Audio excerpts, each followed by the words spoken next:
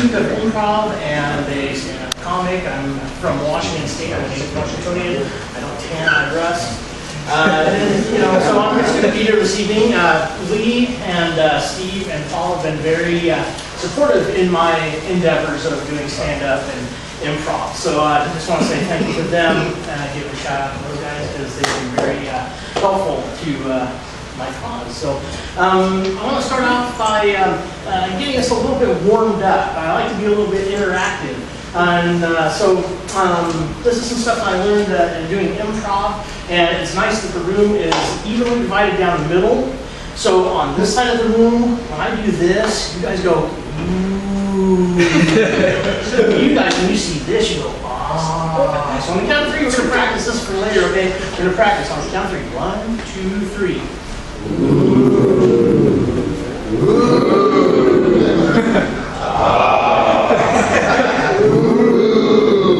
Ah.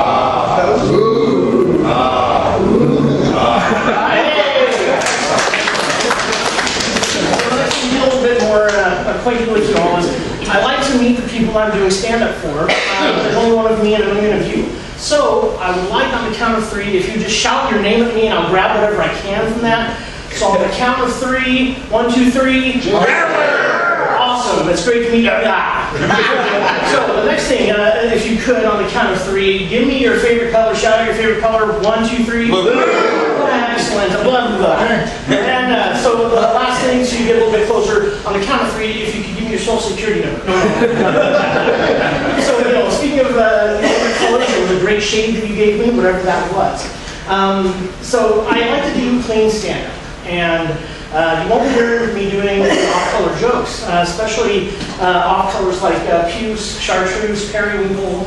I won't do anything about salmon. I won't do anything about teal. Magenta is right out, and electric beige is certainly not going to happen tonight. But the 3 colors that I will make a joke about are blonde, brunette, and redhead, because everybody is a little bit off-color, right? We've all got a colored past. Some are just more pastel than others. So a blonde, brunette, and a redhead go into a bar. And the redhead orders a martini. The brunette orders a really nice Manhattan, and the blonde says, I would like a 14. The bartender says, what is a 14? She goes, well, one of those 7 and 7 things. I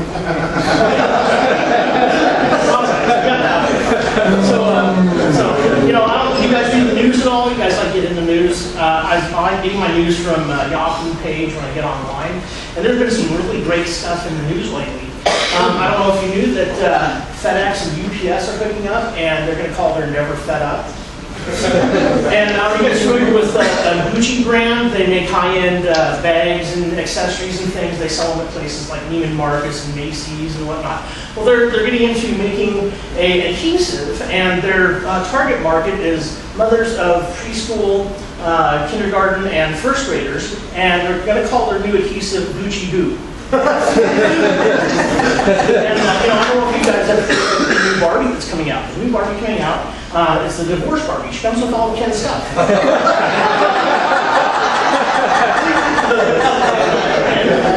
guys remember from when we were kids? You guys remember Little Rascals, Buckwheat? Buckwheat was awesome. Well, Buckwheat is now not little Buckwheat. He's big Buckwheat, and he's converted to Islam, and so now he's Kareem Ali.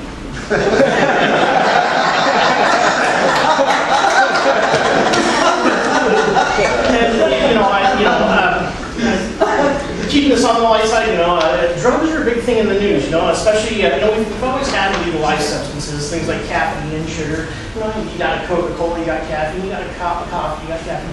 So now it's, marijuana. It's the thing here in Washington and Colorado. Well, I was reading just recently that between coffee and marijuana, there are a couple of similarities, and it's not coffee and pot. That's not it. The similarities are that most people, and I don't do marijuana by the way anyway, even if I wasn't here, because I'm allergic to the stuff. It makes my head feel like a canoe, not good stuff. But from what I read, the similarities are that it's best when it's slow roasted, a full body, smooth, and mellow.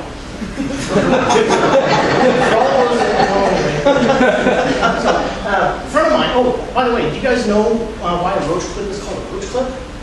Because because top holders aren't taken.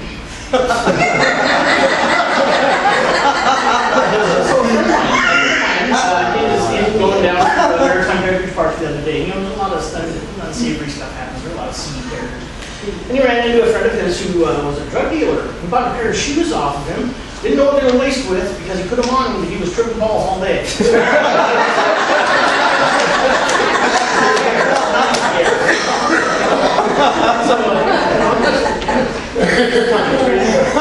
So, anyway, talking about Maritime Heritage Park. You know, the other day, you know, I'm a student at the Upfront Theater, so I'm walking by the park, and I see these three guys out in the park, and one dude's doing this, the guy's doing this, this third guy's doing this.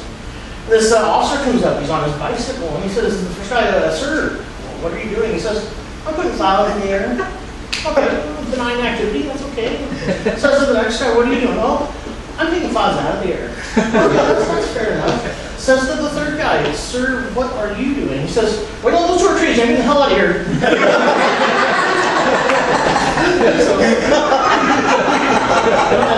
You know, it's the state of the park. So it's, you know, it's kind of ghetto there. So let me ask you this: if there was a ghetto in Wyoming, would that ghetto be homies on the range? I've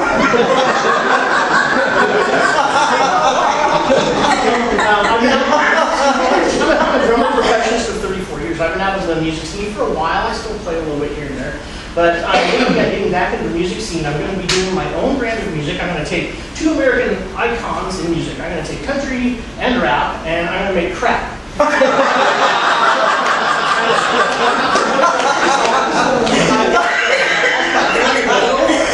I've got Oh Got a Flannel, and I've got a gospel gangster rap that goes like this. Jesus is the truth, the life, and the way, and if you don't believe, I'm going to beat you away. You know, I'm hoping that like Michael Bay will do the video for this, so there's lots of explosions, and cow tipping, and drive-by milking.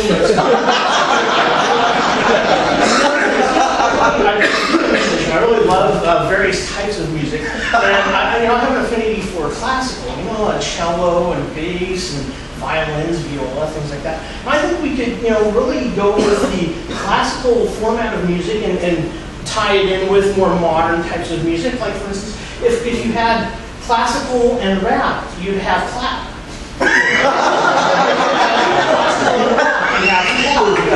Classical and blues, you'd have clues. If you have classical and reggae, it would be a tragedy. If you have classical and jazz, it would be elevator music. But you know, if the music thing doesn't pan out, I think I'm going to write a book. I'm gonna write a novel, and I think that I'm going to make it an epic about a Spanish galleon. I think most definitely I'm going to do it, and I'm going to not write with my name. I'm going to ghostwrite this thing. Either I'll go by Juan Valdez, because that's a really known name recognition. Everybody knows Juan Valdez. You know, I don't have anything to do with coffee or pot. Juan Valdez. The other thing is Juan Fierro. You know, John Deere. I could be John Deere. You know, that's a good, strong name. So you know, I'll write this book about the Spanish galleon, and the name of the Spanish galleon is Mayo Flora. Yes, the Mayflower. I don't have the original. I just have to write it. And so the Mayo Flora is built like the Titanic. It's going to be unsinkable until one day when it too hits an iceberg, and then we have Cinco de Mayo.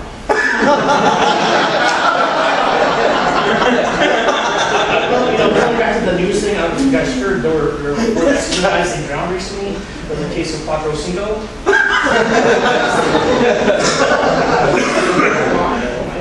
So, you know, we'll try to shy away from that.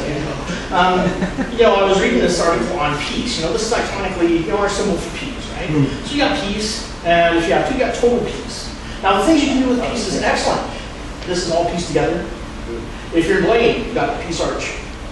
If you're like Lee back there, you know, you can use an hairpiece.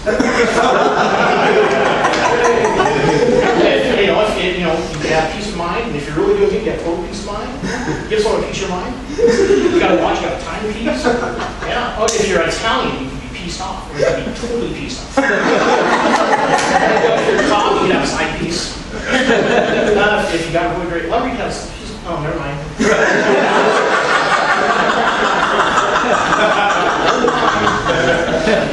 It's great, you know. So, yeah, just amazing stuff. So, you know, people ask me, so Mark, why haven't you done a whole lot surrounding the mission? Because you're there. And I thought, well, you know, I don't really want to bite the hand that feeds me, but on the same token, you know, I am here, so there's plenty of fodder to go around. So I thought of this, putting this list together, and I called the, you know you're at the mission when. So I'll give you just a handful of items. You know you're at the mission when. You go down for breakfast, and oatmeal is the other white meat. You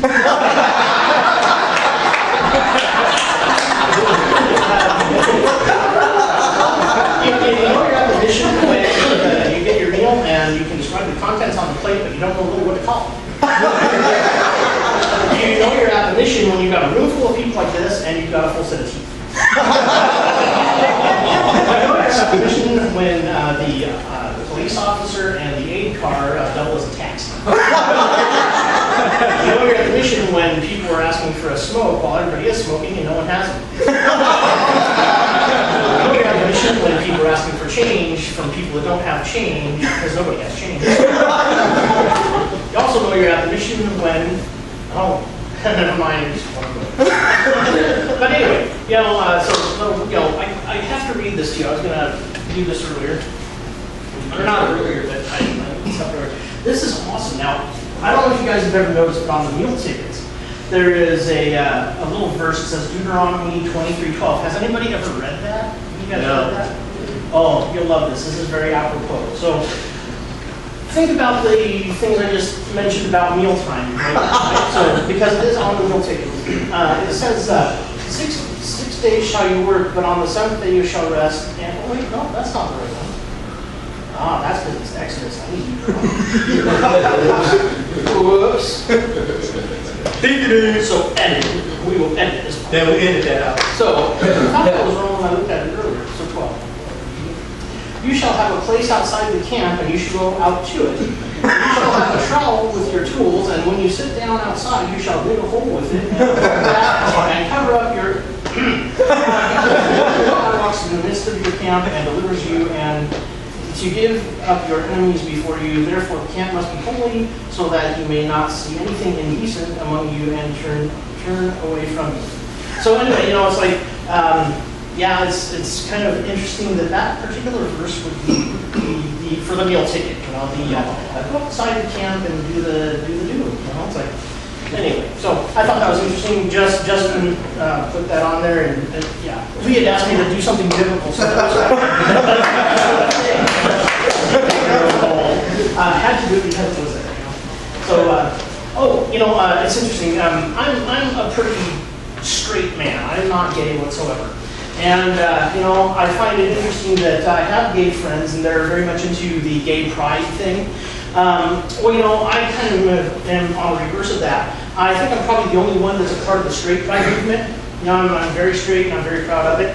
I don't have to dress up. Well, I do. This is my performance shirt. I don't have to dress up, you know, like crazy or anything.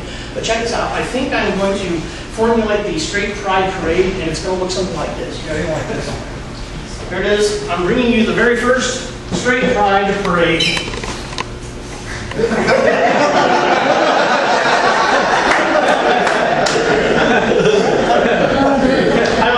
I think it's something that, you know, must be done. So, you know, some people have asked me recently, so Mark, you know, what are some ways that I could possibly earn some extra income? And I'm going, well, you could try this. Perhaps you could go out and get a plot of land and then get some wood and build a corral. Go out and get 50 male deer, you know, go out like Mount Baker, go out and get some male deer, put them in the corral, and 50 female pigs and put them all together, and you know what you got? $50,000 bucks. $100,000. I've worked for some, but not for most. That's okay. That's okay. So, anyway, last but not least, I want to leave you all with one parting thought, and that is I'm going to do a magic trick for you. You guys like a magic trick? Yeah. So, this is the part where we did the.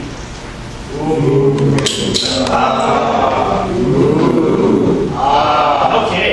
All right. So, on the count of 3, I want you to give me a drum roll, and after I perform this magic trick, then you can do the All right. So, what I am going to do for you, fine ladies and gentlemen, this evening is something that few have done before and lived to tell the tale, but I'm going to live to tell the tale. I am going to poke my head through this hole. Okay, so drum roll please.